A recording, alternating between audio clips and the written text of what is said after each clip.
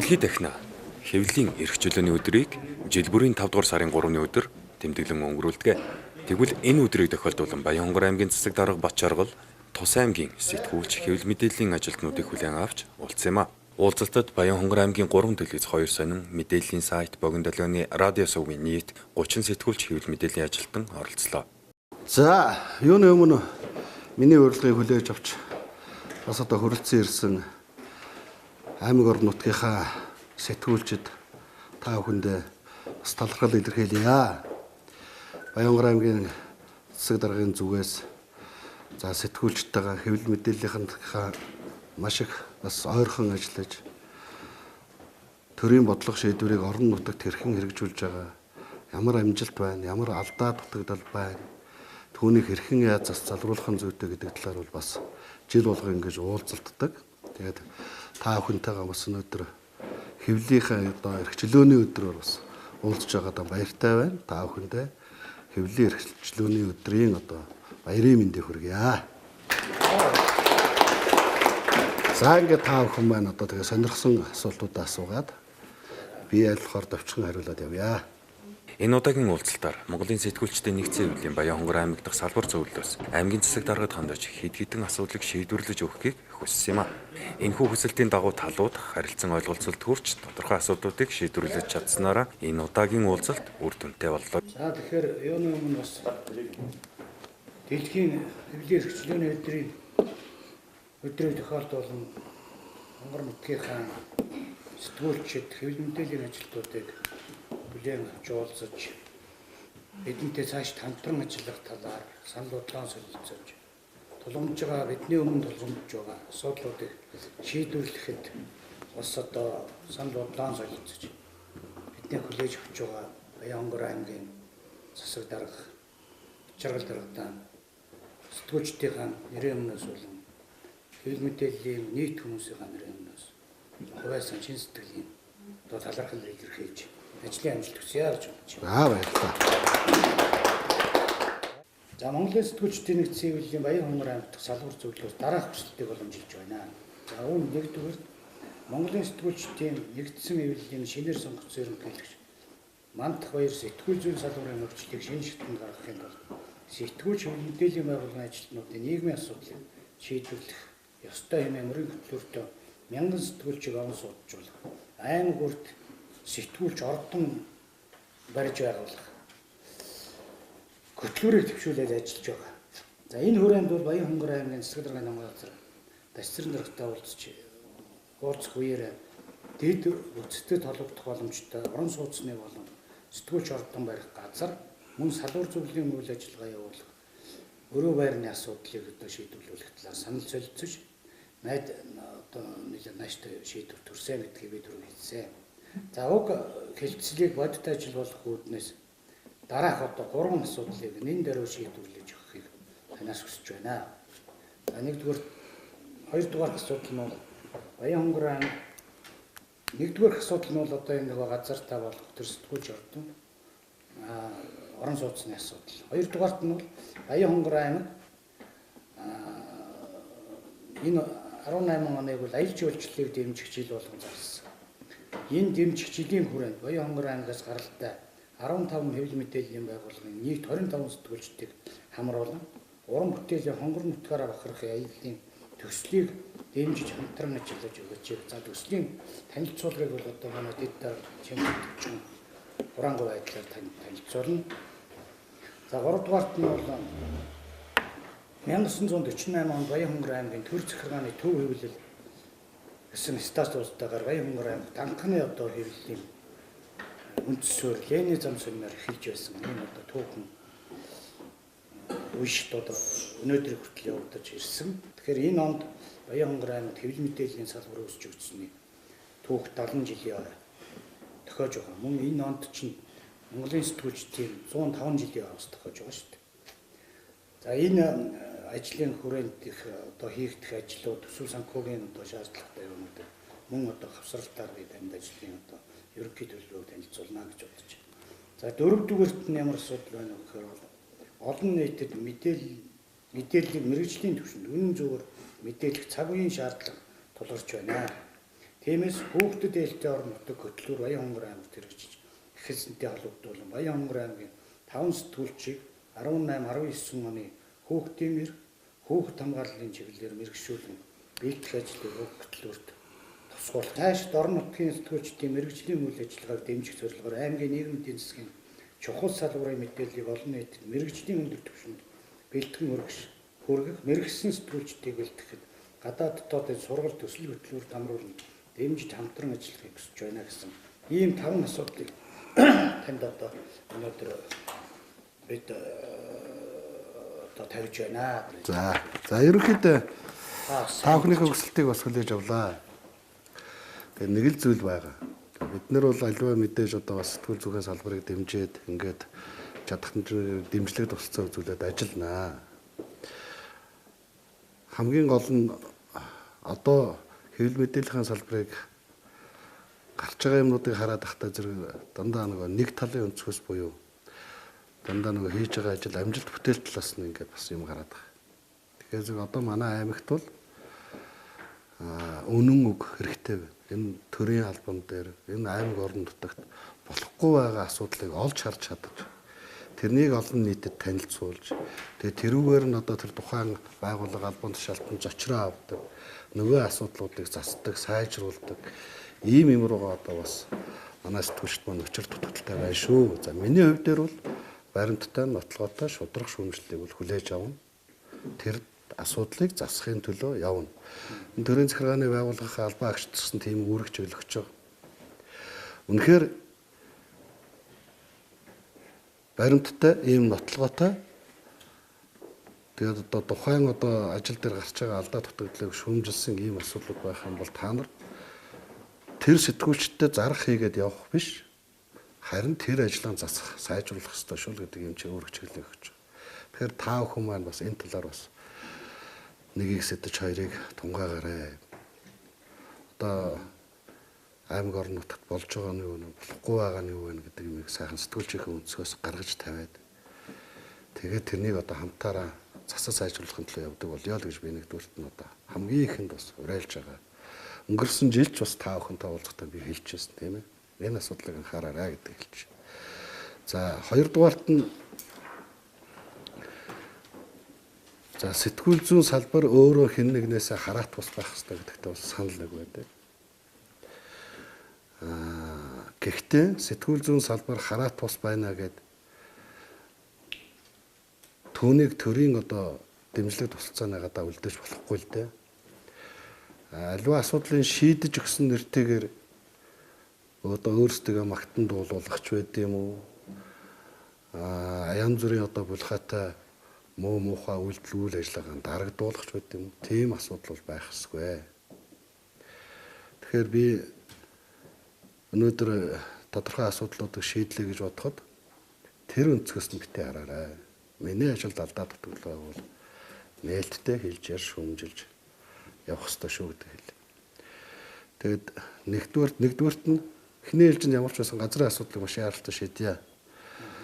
Та бүхэн маань бас одоо боломжтой газар яваа саналаа хэлээрэй. Яг одоо энэ дэл байвал тохиромжтой байна гэдэг саналаа хэл. Хоёрдугаарт нь сэтгүүлчдийн нэгдсэн хөвлөлтөөр ярьж байгаад тэр ордныхон зургийг гаргуулад авмаар байна. Мэдээж Монгол Улсын хэмжээнд барина гэж байгаа юм чинь нэг маягийн зургаар баригдах байх. Тийм ээ. Тэгээд зурган дээр нь та нар санал өгөхдөө. За бүгдээрээ мэдээж одоо суудаг энэ хэвлэл мэдээллийн салбарууд бүгдээрээ л тэнд л ажилдаг байхаар л зохицуулт хийх хэрэгтэй байх тийм ээ. Гэхдээ үйл ажиллагааныхаа зардлын дараа нь яаж хэн хаанаас гарах вэ гэдэг талын асуудлыг бас сайн бодолцоорой. Тийм ээ. Маш их том юм барьцдаг. Тэгээд дараа нь нөгөө байшингаа авч явах гэж нэг асуудал гарна шүү. Халаалт, гэрэл, дулаан, цэвэр, бохор, ус гэдэг ийм асуудлууд гарч ирдэг. Тийм учраас энэнийг яг тийм зохистой хэмжээнд байлгах талаар анхаарай. Дэндүү одоо том юм барьчих юм бид нар одоо халаалтын зардлыг одоо ингэ төр хариуцна гэдэг сүндэрлүүсэд явцдаг. Тийм учраас энэ тал дээр бас анхаараарай гэдэг хэлчихье. За 3 дугаарт нь ер нь сэтгүүлчийн нэгдсэн ордон барих талд барих асуудал дээр бол аймгийн төсвүүдээр 2019 оны төсвүүдээр мөнгө тавина, тодорхой мөнгө тавина. Сэтгүүлчдийн нэгдсэн хөвөлтэй хамтраал хийн өөр арга байхгүй. Өнөөдөр үнэхээр манай сэтгүүлчнэр нэг умайсан шаардлага хангахгүй ийм л одоо байранд, түрээсийн байранд л үйл ажиллагаа явуулж байгаа шүү дээ. Хэн ч энэ дээр анхаардаггүй, хэн ч дэмждэггүй. Тэгээд ашиглаж байгаа техник хэрэгсэл нь одоо нэлээд хоцрогдчихсон. Тийм учраас ер нь бол яг ийм ордонтой болоод ажиллах нөхцөлийг хангаад тэгээ одоо манай сэтгүүлчнэр шударганы дуу хоолой болоод ингээд ажиллах ийм л нөхцөл болцоонд бүрдүүлэх тал дээр орон нутгийн төсвүүдээр тодорхой асуудлыг тавина, шийднэ гэдэг юм лээ. Би өнөөдөр мөнгө тавьж хэлэх чадахгүй нь яагаад гэвэл шийдвэр гаргах хэрэг аймгийн иргэдийн хуралд хадгалагддаг. Ордон барихад бол ямар ч байсан 200 сая төгрөг хүртэл одоо хэмжээнд одоо саналаа бол хуралд оруулнаа. Та бүхэн манаас хурлынхаа төлөөлөгч нарт хэлээрээ яриараа. Тэгэхээр зэрэг та нар өөрснөө 9.5 сая төгрөгийг би яг одоо танай сэтгүүлчдийн нэгдсэн хөвлөлтөөр гээд шийдвэр гаргаад өгье. Тэгээ та нар өөрснөө тэрнийг одоо юунд зарцуулах вэ гэдгийг шийдээ. Дараа жилийн хувьд дээр бол нэг олон жижиг юм битээ хэрэггүй шүү. Нэг л том ажлын төлөө зорих хэрэгтэй. Тэр нь бол ордонтой болох асуудал. Тэр мянган одоо юу гэдэг орон сууц гэдэг юм уу тэр сэтгүүлчдийн нэгдсэн хөвлөлт танай дээвэр байгуулах шийдвэрлээд барих байх. Зүгээр яг ингээд сэтгүүлчд зориулсан одоо орон сууцны барилга барихаа гэдэг асуудал байх юм бол танай сэтгүүлчдийн нэгдсэн хөвлөөс аль биесээр хүсэлт нь ирэх. Бид нэр өөрсдөө хөрөнгө гаргаад энд одоо 10 айлын гэдэг юм 20 айлын байд юм сэтгүүлчдийн орон сууц барина гэдэг ингээд хөрөнгийн их усүрээ шийдчихэд ирэх юм бол бид нар газрын асуудлыг шийдэж болно гэдэг хэлж байна.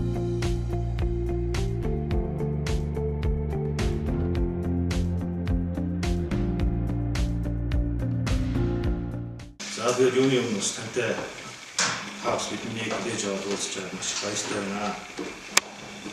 Эцэг хүний үг шиг, засаг хүний үг шиг бас хой хүний үнэхээр дотоод мөн чанараа итгэсэн тийм үгийг бас хамгийн түрүүнд хийсэн сэтгүүлчдэр бид нар хийсэн би маш баяртай байна. Таны түрүүний хэлсэн дээр ч би одоо нэмжлэх гэж байна. Энэ аймгийн сонин телевизүүд шүүмжлэлтэй материал гаргахтаа зэрж яах ер нь таагаар заах эсрүүцэд байдаг юм шүү. Би тэгж боддгийг. Би энэ одоо угаасаа дутагдлын дэрвдэр дуугуун гэрхгүй гэсэн ийм намын бодог зарчмын хөвлийн зарчмын ёсоор ингээд өмнө чудар яваад ингэсэн. Ер нь одоо юм бичгээр айгүй л шүүмжлэл талаас гэлж хаад болдог. За тэгээд тэрийг хэлж тань зэрэг базруу дараа нөгөө гэж ерөөсө кэсийн сенсас болоод явцдаг бараг л одоо энэ юм. Тэгэхээр энэ үнэндээ тэр шүүмжлэл гэдэг чинь одоо энэ төрөлсгийн ажил, намын ажил гэрт юм шүү дээ. Ястаа усаа гарч гэрт юм. Дандаа магтуулаад байх нь ерөөсө ажил урагш явдаг ажил байдгүй.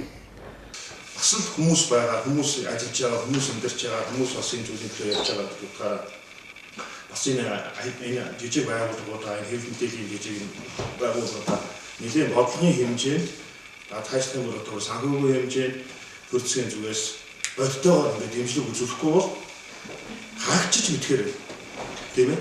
Өөртөө дуртайдаа явах гэдэг шиг юм болж байгаа. Гэхдээ үндэ бол яг зүтгэж जैन үнэхээр дуртай учраас тийм хайртай учраас энэ салбарт үнэхээр одоо байх одоо сонирхолтой бас хийж исэн тийм сэтгэлтэй учраас хүмүүс яваад байгаа болов уу гэдгийг дотроо хамт бодоод байдаг. Тэгэхгүй бол унтрахад бэлэн байгаа. Аюул бол доо ерөөсөө болиодойгоор ингээд яваад өгдөг ч юм уу, ийшээ явчих ч юм уу, эсвэл хийж байгаа орон бүтээлээс гараас нь юм гардгүй ч юм уу, өөр юм ийм үг асуу гараад байгаа. Тийм учраас дараа жилийн 19 оноос одоо төсөвт одоо жилд 30 саяг гэдэг юм ээ. Тэрийг 60 сая уу 70 сая болгож тавиад тэгээд нэг байгууллагад дөрөвтэй хүн шиг 10 сая, доор хойш 10 сая төгрөгийн тийм бодиттой юм яг үгүй тийм ээ. Цаашид орон нутагт үйл ажиллагаа идэвхтэй тогтмол явуулж буй хэвлэл мэдээллийн байгууллагын боловсон хүчин болон техник тоног төхөөрөмжийн хүчин чадлыг нэмэгдүүлэхэд анхаарч жижиг дунд үйлдвэрлэлийг хөгжүүлэх орон нутгийн сангийн зээлд хамруулах ажлыг шатаараатай хийхээр боллоо. Ер нь ийм байгаа. Та нарт бол тийм боломж бол нээлттэй гэдгийг хэлчихье. Зөвхөн яг биднэрт бас одоо дэмжих сэтгэл зүй хэрэгтэй байна. Дэмжих сэтгэл бас байх хэрэгтэй тийм ээ. За тэрнийг бид нэр бий болгох. Та нар үнэн зөв сайхан. Энэ жил одоо жишээ нь бид нэр 400 сая төгрөг орон нутгийн хөгжлийн сангаа орон нутгийн төсвөөсөө 400 сая төгрөгийн их усаар гаргаад жижиг дунд үйлдвэрлэлийг жинхэнэ утгаар нь хийж зорж байгаа. Барьцаа хөрөнгө байхгүй. Тэгээд ингээд сэтгэл гаргаад ингээ явах гээд юм хийх гээд нөгөө мөнгө нь олддог. Банкн дээр очихдоо зүрх өндөр хүүтэй. Ийм иргэдэд өгч байгаа шүү дээ. Ийм аж ахуйн дэмж байгууллагууд өгч байгаа.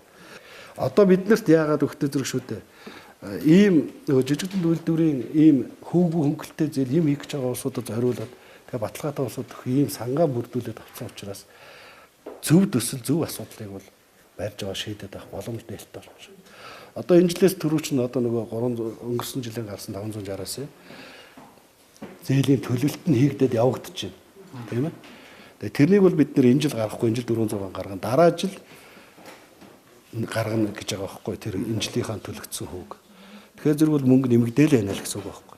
Мөнгө нэмэгдээл энэ жил тутам зээлд нь төлөгдөөл ингээд яваад байгаа учраас. Тэгэхээр зэрэг ийм хүрээнд бол шийдэх маш их өргөн боломж нэгдэж байгаа шүү. Энийг хэдүүлээ зөв ашиглах хэрэгтэй.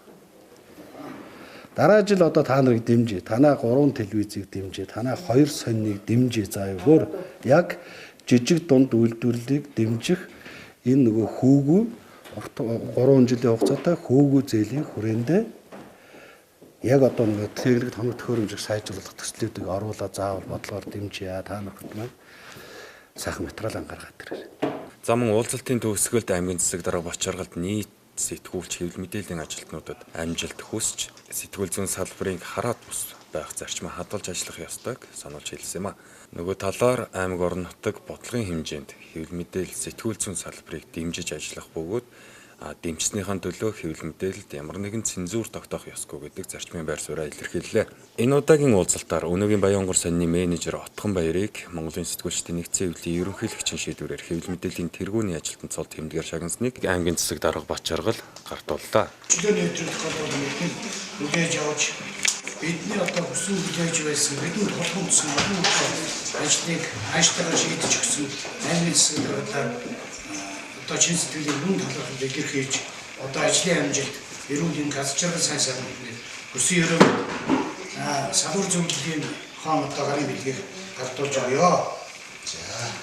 Дашрам дуртагд Баянгор аймгийн хэвлэл мэдээллийн салбарт аймгийн засаг дарга орон нутгийн удирдлагын зүгээс бодиттой дэмжлэг хөрөнгө оруулалтыг шийдвэрлсэн анхны томоохон уулзалт нь энэ болж байна. Нөгөө талдаа Баянгор аймгийн хэвлэл мэдээллийн байгууллага түүнд ажиллаж буй сэтгүүлч ажилтнууд илүү их хариуцлагатай мэргэжлийн өндөр түвшинд ёс зүйг сахин үйл ажиллагаагаа явуулахад нь дашууруулж өгсөн юм а.